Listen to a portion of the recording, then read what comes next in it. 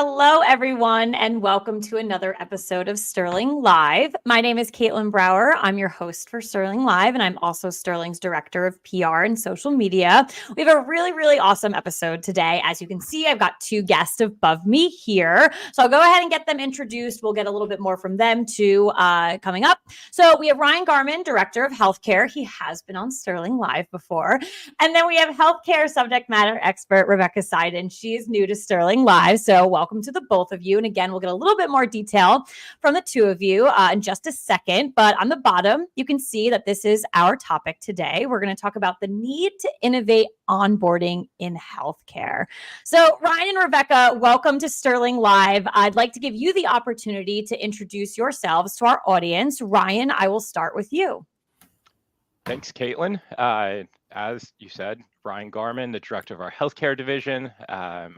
Today, we're going to be talking about or focusing specifically on acute care and healthcare staffing, which are the two COEs where I actually get to spend the vast majority of my time and personally like the most. So really excited for today's episode. Awesome. Thank you. And welcome back. Like I had said earlier, Rebecca, welcome to Sterling Live. Can you go ahead and introduce yourself to our audience?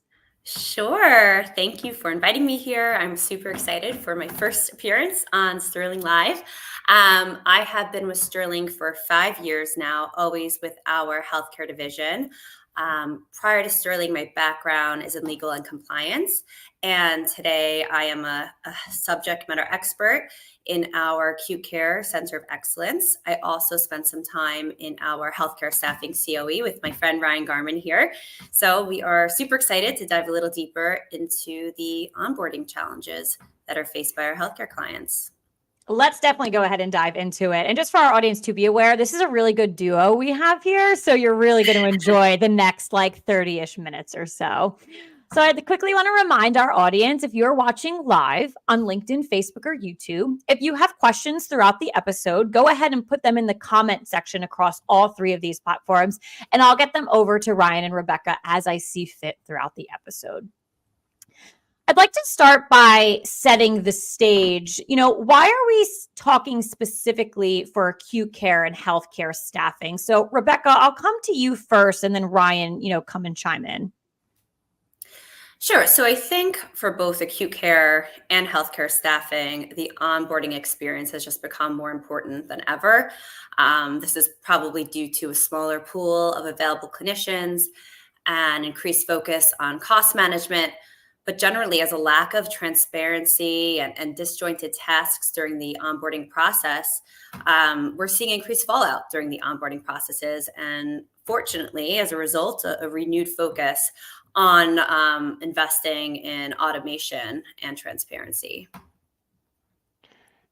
So what I think is particularly interesting here is that, if you look back to when we launched our healthcare division, going on probably 8-9 years ago now, when we first started diving into healthcare, what we learned is that there are 4 very distinct areas within healthcare. You have acute care, you have healthcare staffing, you have post-acute, and you have life sciences. And when we first started to get into healthcare, we had to make the strategic decision of focusing on one. And so we started based off of Sterling's history, being very strong in the retail and staffing space, if you're, kind of going back more than 10 years ago, that we were most closely aligned and we felt we'd be able to serve the acute care space the best. But what we've also learned is that as we're getting into and kind of have over the last 2 to 3 years have really built this expertise within healthcare staffing, is that there's so much synergy between the two. Healthcare staffing is sending their candidates and typically their nurses, to health systems. Health systems rely very heavily on healthcare staffing to be able to meet the needs of their nursing requirements. And as Rebecca said, when we're speaking with these organizations, there is just a need for better technology. There is a need for better experience, and it is a very niche space. When you think background checks, background checks for healthcare is even more unique. And so it's been really fun over the last 10 years, and really specifically over the last 2 to 3 years, to really have the opportunity to dive deep and build very customized solutions. Yeah, and we're going to definitely talk more a little bit about that, in this episode. So I'd like to take a second to pose a problem to our audience. And that problem is, the current onboarding experience is broken and, the focus on health systems here. So let's talk about the traditional onboarding process for health systems and what that looks like today. Rebecca, through your experience and discussions with different health systems, what are some of the common challenges and obstacles you hear as it relates to onboarding? Sure, and I think first and foremost, it's important to call out that healthcare has been generally slower to adopt technology and innovation than maybe some other industries. Acute care more than healthcare staffing. In fact, our healthcare staffing clients are generally who has driven a lot of Sterling's innovation from our product perspective. But I think that's part of what's leading to the challenges today. And as a result of that, we're seeing a lot of disjointed tasks, endless emails from multiple channels and multiple points of contacts, a lot of different tasks that the candidate has to complete: reference checks, license verifications, I-9, drug testing, employee health, fingerprinting. And then they also have a lack of visibility as to where they are in the process. And it's not just the candidates that are having that lack of visibility, but unfortunately, it's the onboarders and the compliance teams as well. They're manually auditing a lot of these processes, and they're looking for options. They're looking for help to try to automate this and have a visualization where the candidate is in any step of the process.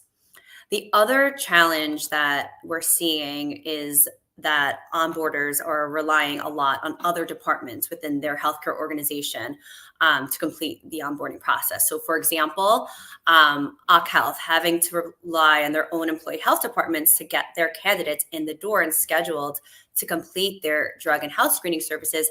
That delays the process in many cases several weeks. So I think that, we'll talk about solutions at some point today, I'm sure.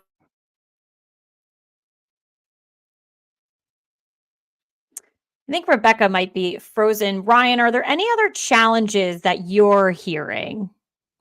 Well, what Rebecca, I think, was starting to touch on is absolutely correct. I mean, you have all of these different steps and you have these different departments that you're reliant on. And if they don't want to move as fast as you do, like, you're stuck. And Mhm. so, when I speak with health systems, it's not just about how can you provide a better experience? Like, is your platform mobile friendly? Do you support text messaging? Like, this is table stakes these days, but it's how can you not get me a background check back a couple hours faster? It's how can you take my time frame from, let's say, 3 weeks down to 4 or 5 days. And that's really what we're able to do when we talk about automating the onboarding experience. It is making a meaningful impact on your overall experience. And the reason that that's so important is that there's so much data these days that's showing it's not just providing the better experience because you want to get them started faster. It's that if you provide an exceptional onboarding experience, candidates will stay with you longer. So your retention rates go up. They're more likely to refer friends. So that way your referrals go up. And it really starts, you kind of kick off this flywheel. Mhm. And it has such a significant impact. And I think what health systems are really struggling with, still kind of limping out of COVID, is that they have these extremely high drop off rates. They are not getting a lot of referrals. Retention rates are down. And so, like, what can we do to break this cycle? Mhm. And when we talk about onboarding automation and what can we do to automate that experience, it's not just, again, how fast can we get a county criminal check back to you? It's how can we work with you and partner with you to automate that checklist so that way we can get down to the point where you're able to onboard these folks within just a few days.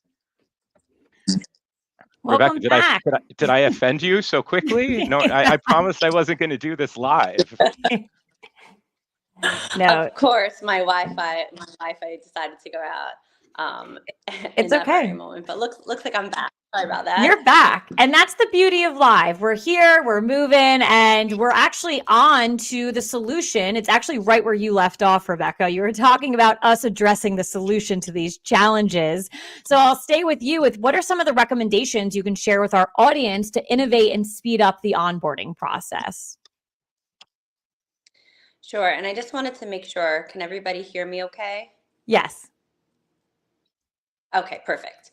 So I think my first recommendation is to review your company's policies and procedures. Before we even talk about automation and innovation, I can't tell you how many times we found that health systems are making it harder for themselves. For example, if you have a college degree, the Joint Commission does not require a high school verification unless your policy requires that. So, if your policy states you need to do an employment verification over the last 7 years, put a max on it. So there's certain things that you can do today to make your process a lot easier for yourself and for your candidates. The second recommendation that I would have would be to consider outsourcing your drug and health screening program. I think it would be useful to hear about a little case study that we did with one of our clients, a large health system centrally located in the US. Just like many of the health systems who are listening today, they are using employee health to complete their drug and health screening requirements for their candidates. And on average, it was taking about a week for nurses to even get their first appointment with employee health. And the nurses are going through all the same recruiting and onboarding processes as the other candidates. And so we worked with this health system to allow their nurses to leverage local LabCorp requests of their choice to complete their drug and blood testing requirements on the same day that they're completing their background check or the next day. So this is, not only your drug test, but this is TB tests, titers, anything that can be done at a local lab request. And then on their first day, they can go over to employee health to complete their secondary remaining services like vaccinations or physicals if required. And what we saw from this health system is that it reduced their time to hire from 3.5 weeks to 6 days. So they also had a kind of a white glove team that was focusing on onboarding these nurses with their own talk track. So a couple other things that they've incorporated to make the program a little bit more white glove for their nurses. But definitely we saw a really positive outcome with outsourcing the drug and health screening program. And then the third recommendation that we would have would be to look into leveraging third-party platforms to automate the onboarding checklist and integrate vendors into one system. So, this is something that we've been talking about for a long time. Pretty sure Ryan did a webinar on this a couple years back, but I don't think that the health systems were quite there yet and ready to innovate in this way. And now we're seeing a shift. Now we're hearing more and more of our clients ask us, how we can help them leverage third-party systems to bring all of their different vendors and partners into one dashboard, one checklist that has all of their requirements so that at any given time, the candidate or the onboarder can have a very clear view of where the candidate is in the process and, what bottlenecks stand in the way and what they can do to get them in the door much faster. I'm so excited for this. We said this earlier, and Rebecca touched on it with the fact that health systems in the acute care space have been a bit slower to adopt this. I mean, this has been a must-have in the healthcare staffing space for a few years now. But we're going to be presenting these types of solutions at Leap TA coming up here in a few weeks. So if anyone's going to be at Leap TA Healthcare in Houston, November 19th and 20th, I think are the dates. It would be great to be able to connect with anyone who's going to be out there. But one other thing to add to what Rebecca had just shared is the ability to also report on this data. So as you have these checklists that are automated, to be able to give senior leadership visibility into, what percentage of next week's class is going to actually be credentialed and be able to start. And you'd be able to start to raise some of these red flags ahead of time, and you're able to get that real-time visibility into where your next onboarding class currently stands. So there's so many benefits to automating these processes, other than just purely speed. Nice little plug for Leap TA Healthcare there, and I know many of you are probably going, so definitely meet up with the team. So I love that little plug. I want to focus now on healthcare staffing. So we're going to do the same problem and solution setup, but we're going to move into that area. Is Rebecca going to leave again in the middle of it? I mean, or? I think it's on. I might. It's on brand. She already did it for the first time, so she's got to do it again. Exactly, But we'll test the waters and see. So, for healthcare staffing, Ryan, can you talk to some of the challenges you're seeing these firms struggle with as a part of that credentialing and onboarding process? The reality is they're not all that different from the acute care space. I mean, regardless if it's a nurse coming from a staffing firm or if it's a nurse coming from an internal hire, you have the same processes, you have the same checklists. But the difference is that the way that these organizations tackle these problems are very different. So, in the healthcare space, in the acute care space, you have more traditional kind of HR onboarding, pre-boarding types of teams. In the healthcare staffing space, it's more around credentialing and automating, and having systems, either homegrown systems or systems like Bullhorn, that will track all of these credentials. And so in the healthcare staffing space, unlike acute care, it's all about letting the healthcare staffing firm own that relationship. And that has become such a central concept to the way that we approach healthcare staffing, is how can Sterling be invisible, and how can we empower the healthcare staffing firm to be able to get the candidate through the process as quickly as possible without having to engage with other vendors. And so that's how, with just the way that we think about it, the way that we approach integrations, the way that our API functions, it's all about that candidate experience, but letting the healthcare staffing firm own it, and Sterling not getting in the way. Also, healthcare staffing firms are going like all in on technology. They are, to some degree, very different from a health system, because a health system is really, they're going all in and providing the best care to their patients. And this is not their, their core functionality. And so they rely on, the Workdays and the iSIMs of the world, to drive the onboarding, where healthcare staffing, they're all about figuring out new creative ways. And they're looking for partners like Sterling to be able to innovate along with them. But when we talked about the synergies here, where healthcare staffing was just 2 or 3 years ago, acute care is now catching up. And so what we expect this trend to continue in the future. So, what we're building today for healthcare staffing, acute care will likely need in another 2 to 3 years. But it's also not just background checks. I mean, for example, I-9. I-9 used to be this form that you used to fill out on paper, and then it's like, they made an online version of it. But with the new USCIS ability to be able to complete Section 2 virtually, how can you do that securely? And how can you allow all of your remote hires to be able to complete Section 2 in a compliant way?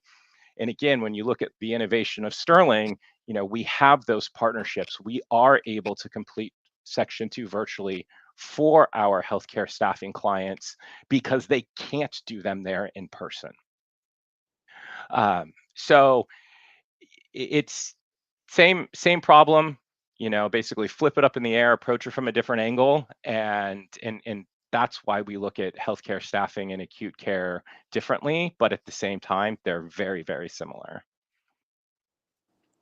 Yeah, and the only thing I would add is as healthcare staffing firms are looking to maintain their competitiveness in the market, we are seeing a renewed focus on increasing redeployment rates.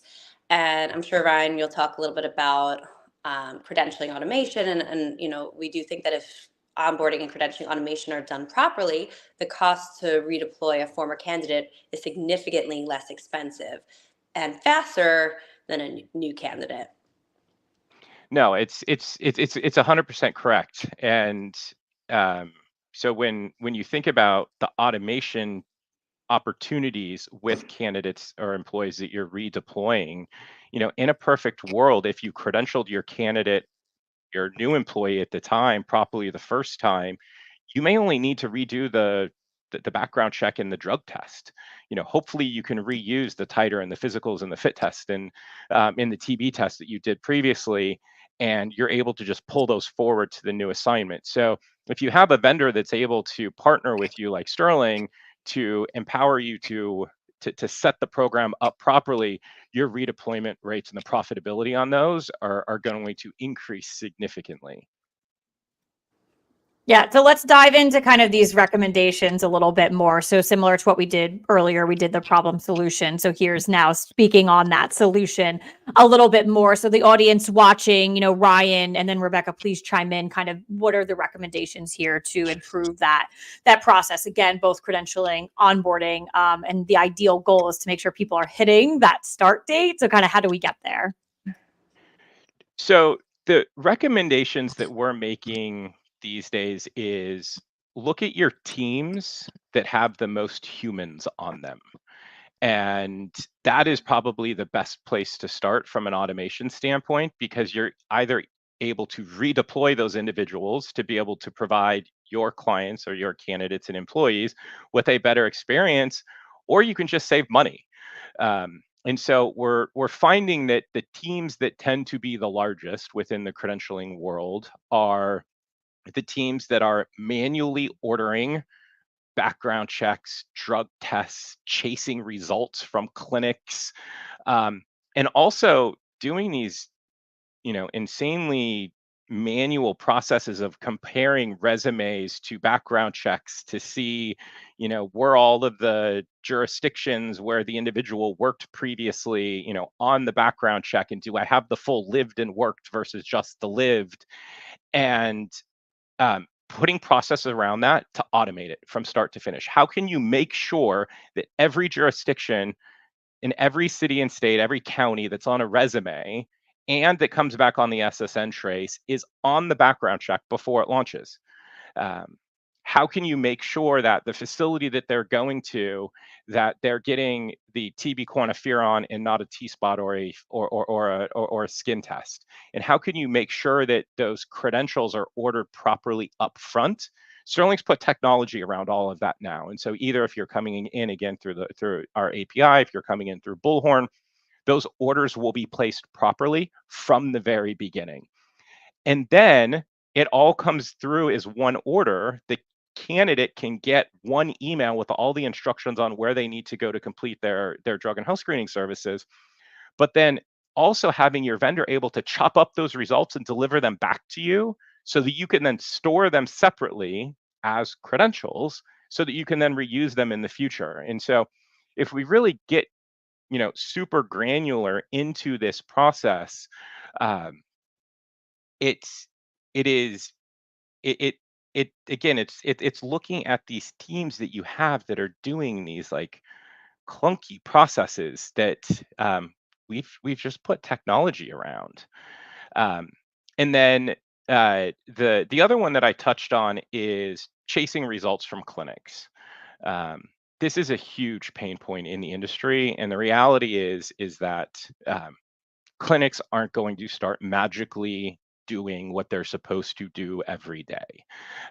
And so Sterling has developed what we call our clinical concierge team, and we are proactively chasing those results from the clinics. But in addition to that, we're also putting AI around it, and we're using technology, and we're looking at new ways to use technology in the future to also track and identify clinics, and do they require appointments, calling them ahead of time to make sure that their hours of operation are correct. Is there a cutoff time at 2 o'clock on Fridays to collect blood because that's their last FedEx pickup? There's all of these different aspects to our drug and health screening offering that have a significant impact on that candidate experience as well. Brian, I know you're holding back so much. We have a lot of exciting things coming out that, we have so many listeners on our Sterling Live today, and I'm sure some of our competitors are watching, so we're holding back the excitement, but we have a lot of exciting product updates to share with our clients in the upcoming weeks. And I also want to put a little plug in here for us for our healthcare staffing clients. We will be at the SAA Healthcare Staffing Summit next week in Arlington, Texas. So come over to our booth. We'd love to chat with you a little bit more about how we can automate more of your processes.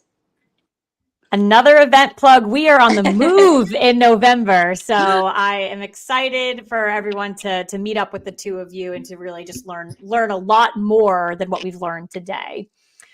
With that being said, if you are watching live on Facebook, LinkedIn, or YouTube, if you have any final questions, please go ahead and get them in the comment section, and I'll get them over for some final Q&A here. As we wait for anything to come through, I'm going to gather final thoughts from the two of you. So, Rebecca, I will start with you for final thoughts today. I think I just want to piggyback what I just said with the new innovation that's coming out on our side. So we really, we're not going to share it on Sterling Live, but we definitely want to chat with you guys about it.